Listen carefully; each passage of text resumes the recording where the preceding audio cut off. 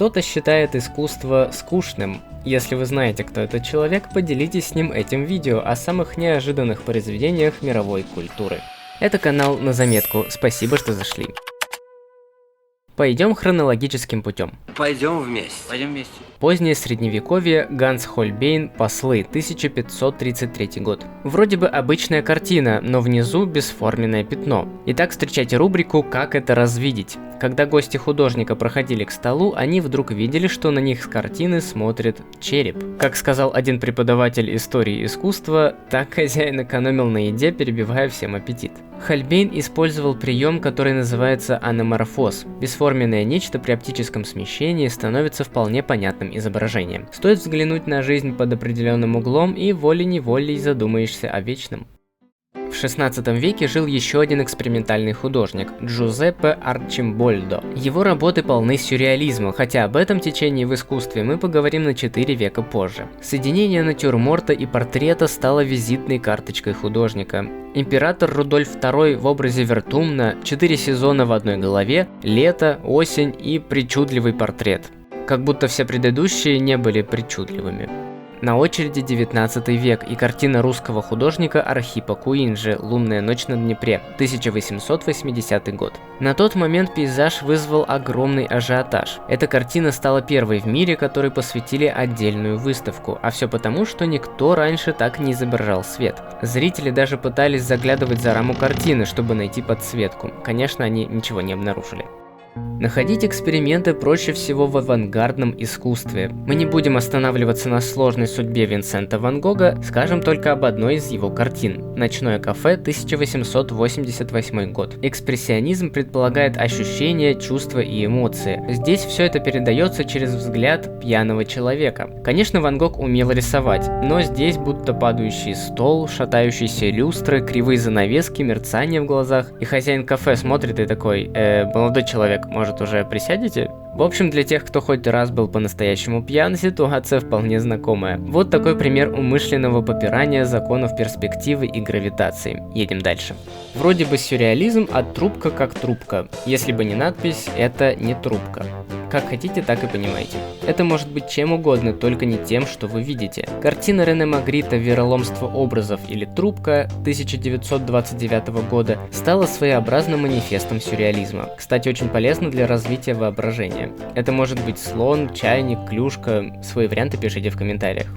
Но на этом сюрреализм для нас не заканчивается. В качестве своеобразного мостика от авангарда до современного искусства используем, пожалуй, работы испанского фотохудожника-сюрреалиста Хосе Марии Родригеса Мадуза, более известного под псевдонимом Чема Мадус. В определенной степени его работы похожи на то, чем сейчас занимаются многие пользователи Instagram. Привычные объекты под прицелом фотоаппарата становятся невозможными. Никакой обработки, никакого цвета. Просто правильный ракурс и воображение. Вода становится пазлами, груша лампочкой, а ступеньки пьедестала единой лужей. Ну, в общем, вы поняли.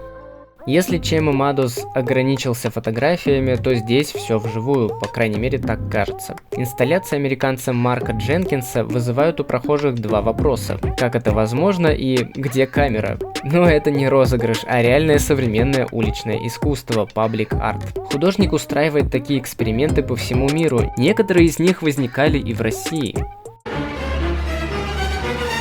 Да, жутковато. Или смешно? Напишите в комментариях, что думаете. Следующего художника я нашел на днях, когда готовил видео. Англичанин Саймон Бек вынужден много ходить, так ему посоветовали врачи. И чтобы не терять время зря, он решил изобрести новый вид искусства – сноу-арт. Вот как надо совмещать приятное с полезным. Для создания картин на снегу художнику нужны подготовленная заранее схема, компас и собственные ноги. Ленд-арт почти всегда предполагает временное искусство, так что картины Бека существуют около суток. На каждую работу уходит от 5 до 10 часов ходьбы. Кстати, этого дракона Саймон протоптал в Якутии. А для этого приема в искусстве даже термин еще не придумали. Знаменитый, но загадочный Бэнкси, кто он, никто не знает, прославился не только уличным граффити, но и случаем на аукционе в 2018 году. Продавали авторскую копию граффити анонимного художника «Девочка с воздушным шаром». Как только ведущий объявил о продаже картины почти за $1,5 миллиона,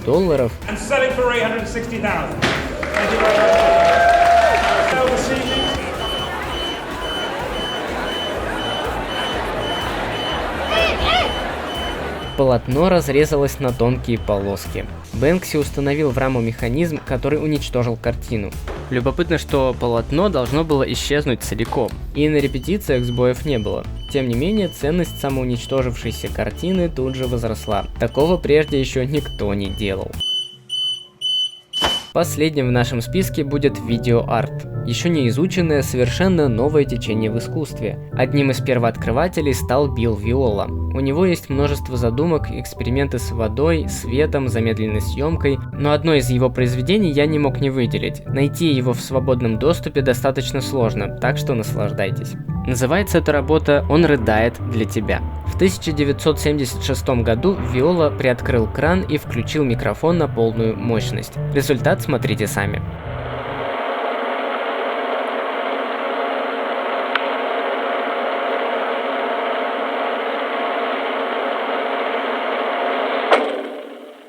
На этом у меня все. Изучайте искусство и не бойтесь творить. Спасибо за внимание.